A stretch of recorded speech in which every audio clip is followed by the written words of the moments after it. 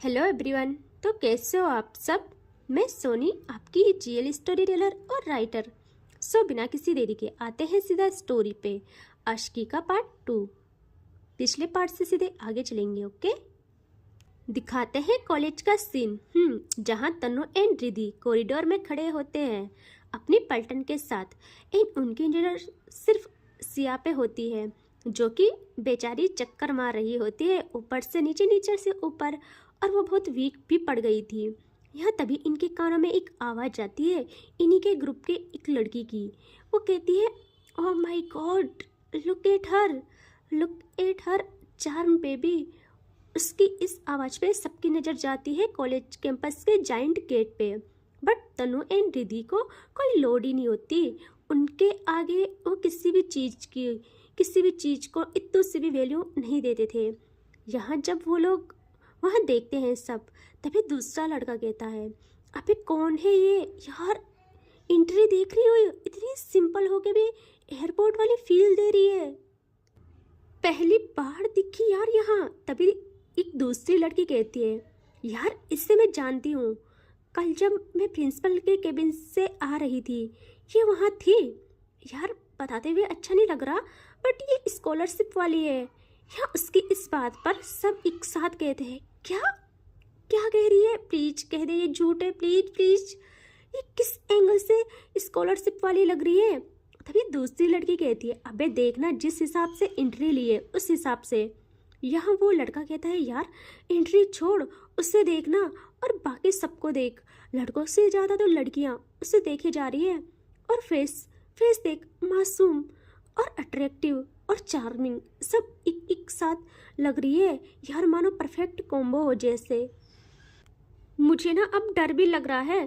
तभी उसकी दोस्त कहती है, लेकिन क्यों, डर क्यों रहा है भाई। वो कहता है, ये यहाँ कैसे रहेगी, मुझे नहीं लगता इस कॉलेज में 2 या 4 दिन से ज़्यादा टिक पाएगी।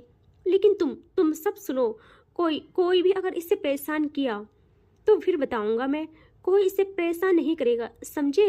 यहाँ एक लड़की नजरें गेट पे टिका के कहती है, अबे मेरी बात भी सुन लो, अगर किसी ने इसे परेशान किया तो मैं दोस्ती भी भूल जाऊंगी। तो उसके शब्दों से ना सब लोग उसे देखते हैं और कहते, क्या तू अट्रैक्ट हो रही है, बट तू तो स्ट्रेट है ना।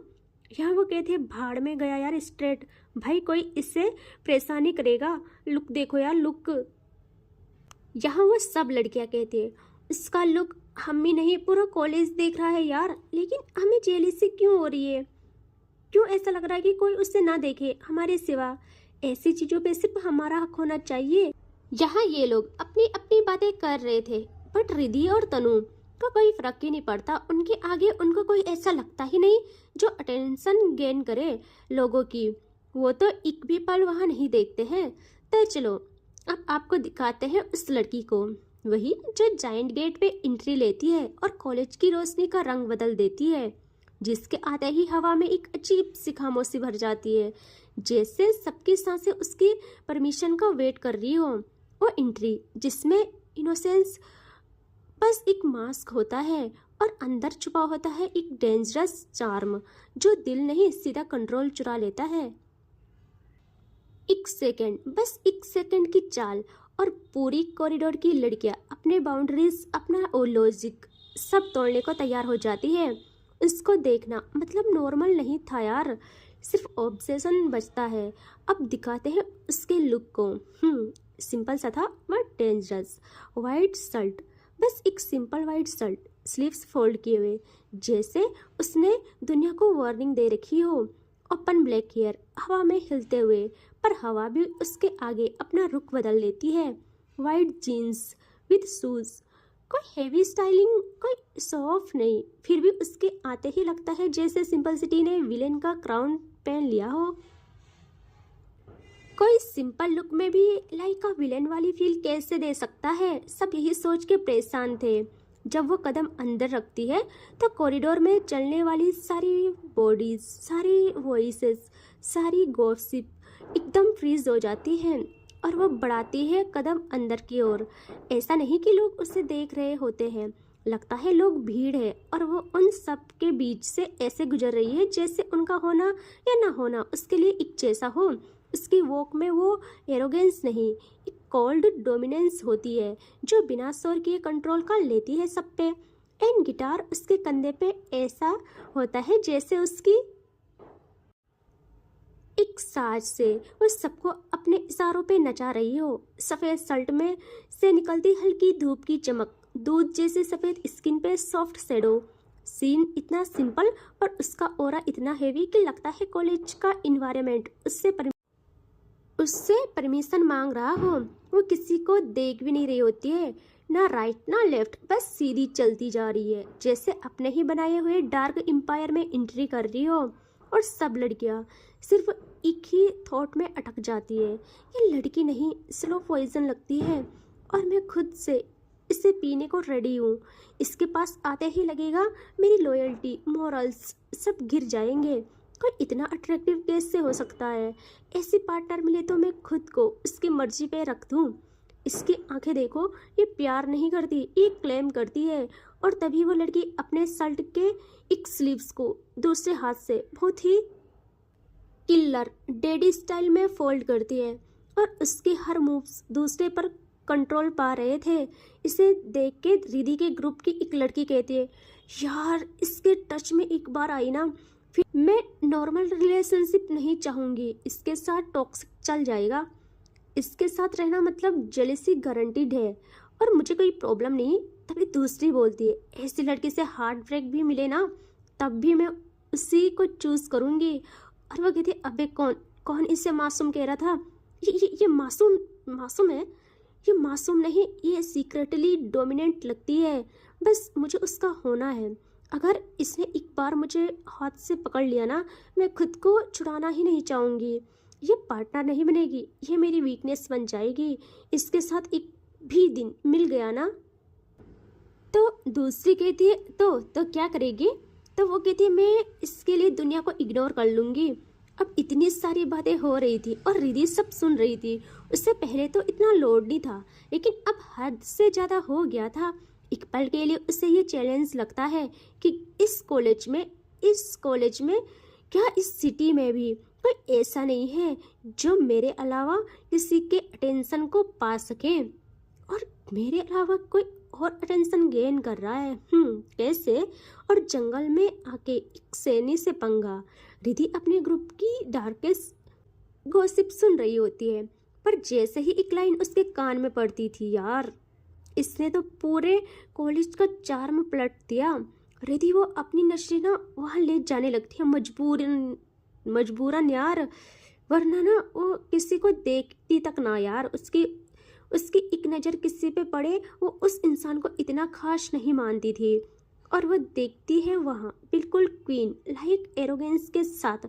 उसकी आइज़ में वो एटीट्यूड, वो दुनिया को अपने कदमों में रखने वाला घमंड, वही घमंड कि पूरा कॉलेज रिधि का है, सिर्फ रिधि का।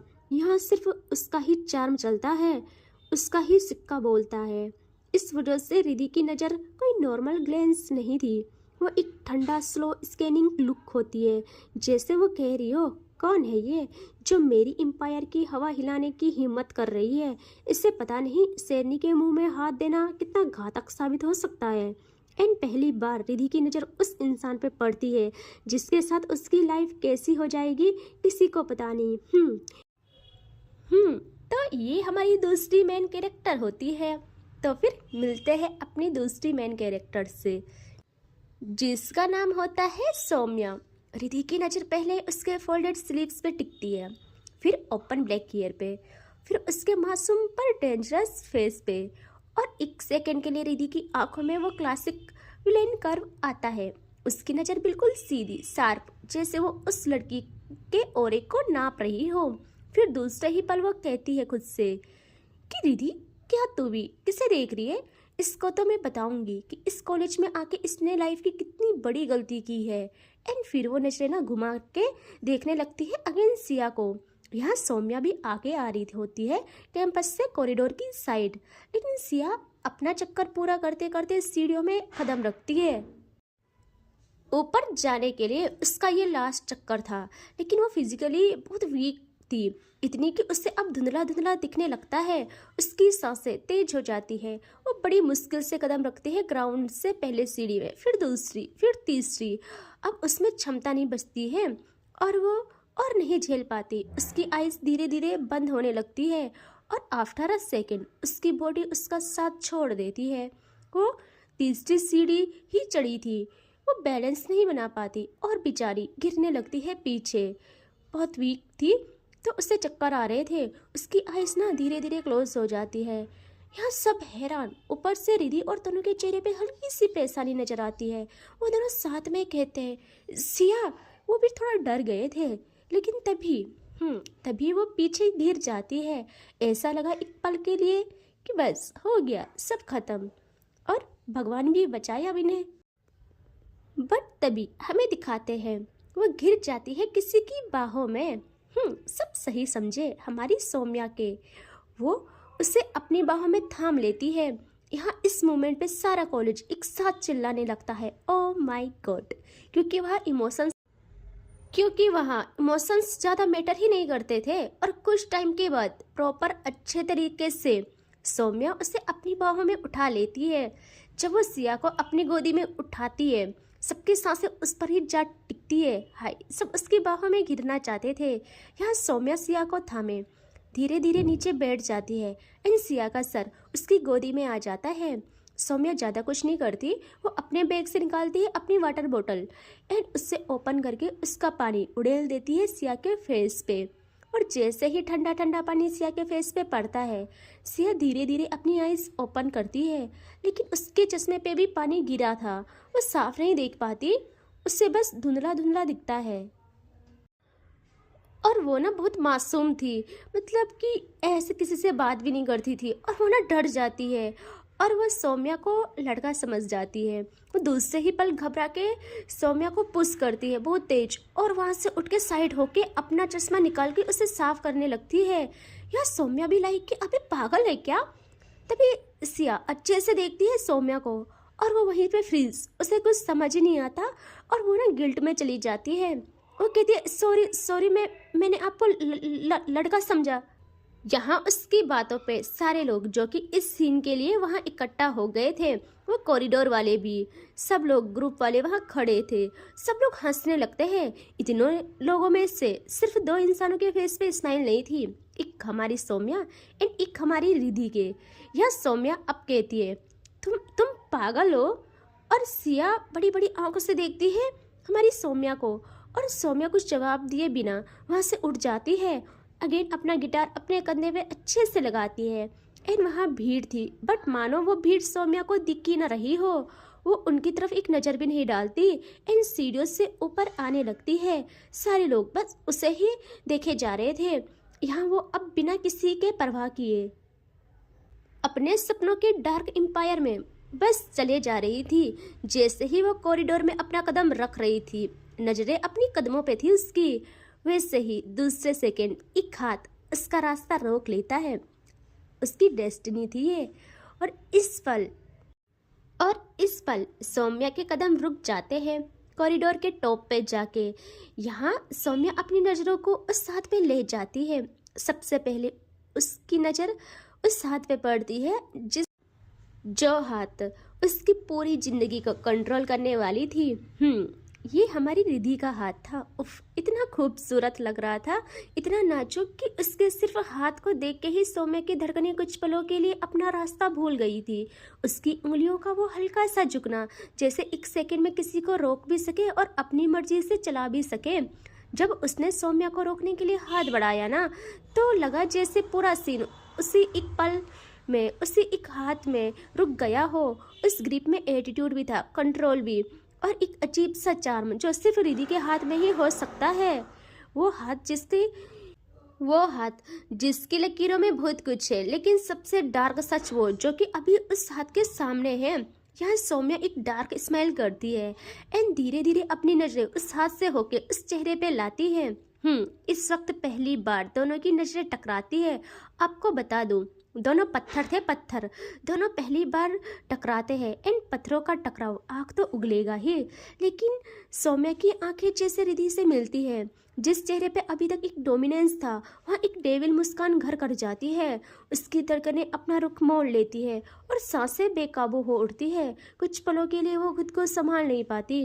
रिधि की वो आंखें, जो कि समुद्र से भी गहरी, पर उनके अंदर सिर्फ आग छुपी थी, आग। एक शान, एक हुक्म, एक ऐसा रॉयल चार्म रिधि की नजरों में था, ऐसे जैसे कि खामोशी में भी अपनी जुबान हो, बिना बोले सब कह जाए।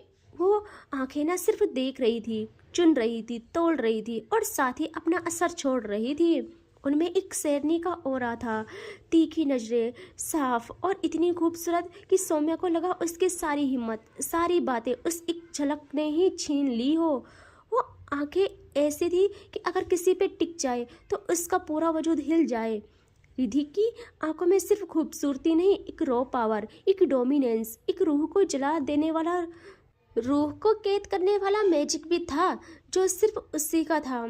उन्हें देखकर लगता था जैसे किसी रानी की नजरों ने हुक्म सुना दिया हो, लेकिन दूसरे ही पल सौम्या खुद को संभाल लेती है और वो उस मायाजाल से आज़ाद होके अपनी आंखों को उस मायाजाल से आज़ाद कर लेती है और अपनी आंखों से ही इशारे करती है कि व्हाट। यहाँ अब पहली बार वो आवाज़ सौम्या के कानों में पड़ने वाली थी, जिसके बाद में वो ऐसा बन जाएगी कि कोई उससे निकाल नहीं पाएगा। रिधि कहती है बस एक शब्द कि ऐसे तुम कहाँ जा रही हो।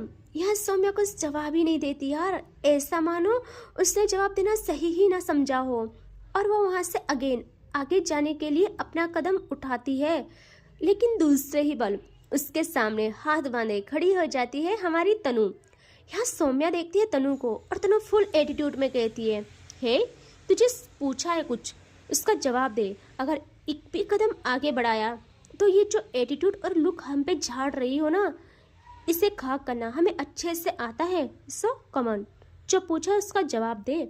सौम्या एक गहरी सांस लेती है और अपनी आईज क्लोज करती है और मन में ही कहती है, शांत, प्लीज शांत रहे यार। तूने सबसे प्रॉमिस किया है कि तू सुधरेगी और यहाँ तो सिर्फ सुधरने आई है। सो प्लीज अपने अंदर के बीस्ट को शांत रख, अभी इसकी जरूरत नहीं है।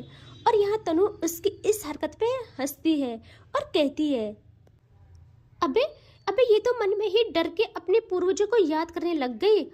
और तनु की इस बात पे सौम्या की आईज होती है ओपन और बस एक लुक, उसका बस एक लुक तनु के चेहरे का एक्सप्रेशंस बदल लेता है। यहाँ वो कुछ एक्शन लेती उससे पहले रिधि कहती है, हे ये जो आंखें दिखाने हो रहे हैं ना, कहीं और दिखाना। तुम्हें पता नहीं तुम किस जगह खड़ी होकर किस पे देख रही हो। यहाँ आंखें दिखाने वालों की आंखें नहीं रहती है दूसरे पल। तो हमारी सौम्या कहती है, क्यों ऑप्टोमेट्री वाली हो क्या? तो मैडम मैं आपको बता दूं, आप गलत पढ़ाई कर रही हो। आइस दिखाने वाले की आंखों में सुधार करना होता है, उन्हें बर्बाद नहीं।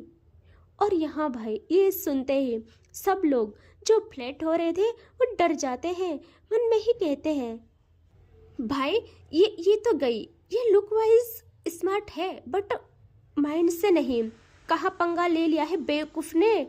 यहाँ रिधि को इतना गुस्सा आता है, वो फर्स्ट मीटिंग में ही एक झटके में कॉलर ग्रैब कर लेती है सौम्या का। ओ माय गॉड, देख रहे हो, ये बात तो सिंपल थी, लेकिन आज तक किसी की हिम्मत नहीं हुई थी रिधि को नज़र उठा के देखने तक की, उसकी बात काटने की भी। और ये बात शेरनी को लग जाती है, जो अब तो जख्म दिए बिना मानेगी नहीं। और रिधि के इस एक्शन पर जहाँ अभी क्राउड था वहाँ बिल्कुल सन्नाटा छा जाता है। सबको पता था अब क्या होने वाला है, और सौम्या का रिएक्शन बस इतना। वो बहुत शांति से देखती है अपने कॉलर पे, फिर रिधि के हाथ पे और धीरे से रिधि के फेस पे, लेकिन सौम्या बहुत शांत रहती है। यहाँ रिधि कहती है, तुम्हें अभी पता नहीं है तुम किसके सामने जवाब दे रही हो, लेकिन सही है, कुछ दिनों के लिए इंटरटेनमेंट का जरिया मिल गया है हमें, क्योंकि उससे ज़्यादा तुम यहाँ टिकोगी नहीं। अब जैसा बोलती हूँ वैसा करो। इस कॉलेज में सिर्फ मेरा नाम चलता है, सिर्फ मेरा, और यहाँ हवा भी मुझसे इजाज़त मांग के आती है। और तुम्हें कैसे जाने दूँ ऐसे, सोच भी कैसे लिया तुमने। यहाँ सौम्या आंखों में हल्की सी गर्माहट, चेहरे पे मुस्कान लेके कहती है, क्यों, तुम सिक्योरिटी गार्ड हो क्या? ओ भाई, क्या मतलब, क्या कर रही हो बहन? कुछ भी, क्यों आग से खेलना हो रहा है? और उस पल रिधि खुद को काम करती है, लेकिन जब उसके कानों में सबके हंसने की आवाज़ जाती है, उसी पल रिधि के सब्र का बांध टूट जाता है और उसका कंट्रोल खो देती है। वो एक जोरदार स्लैप मारने को होती है पूरी एनर्जी के साथ, लेकिन दूसरे ही पल उसका हाथ हवा में ही रह जाता है। उसके हाथ पे एक डोमिनेंट ग्रिप पड़ जाती है हमारी सौम्या की। वो उसका हाथ रोक लेती है और आंखों में उसकी इस सारी आग होती है, आग। और वो कहती है, सोचना भी मत, वरना मैं जब स्लैप करती हूँ तो लड़कियाँ विरोध नहीं करती, मेरी बाहों में गिर के मेरे बदन से लिपट जाती है। और वो ना ये कहते हुए ना बहुत प्यार से आई ब्लिंक करती है रिधि को, एंड उसका हाथ छोड़ के अपने गिटार की स्ट्रिप को अच्छे से होल्ड करती है और वहाँ से सीधा क्लास की तरफ बढ़ जाती है। और रिधि को ये मंजूर नहीं, कतई नहीं था यार। जख्मी शेरनी इसका बदला तो लेगी बहुत अच्छे से। और रिधि एक लुक देखती है सब पे और सब खामोश होके अपनी नजरें झुका लेते हैं और वहाँ से चले जाते हैं। और भाई मतलब क्या था ये, फर्स्ट मीटिंग तो ऐसी है, आगे क्या ही होगा। सो देखते हैं नेक्स्ट पार्ट में, ठीक है। Take care, bye bye.